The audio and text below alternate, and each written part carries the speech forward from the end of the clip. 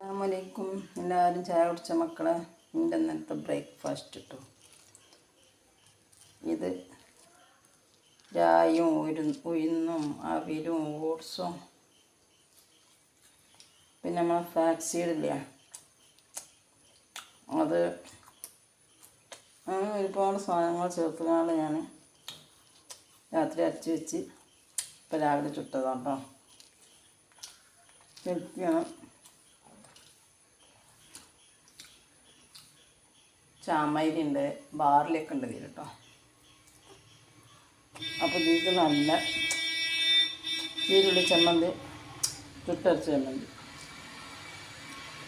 നല്ല ചക്കര കിഴങ്ങ് ഉണ്ടായിരുന്നാണ് ഫ്രിഡ്ജിൽ വെച്ചതായിരുന്നു കേട്ടോ. പിന്നെ നമ്മളെ ചുവപ്പ് ഇട്ട കട്ടൻ ചായ.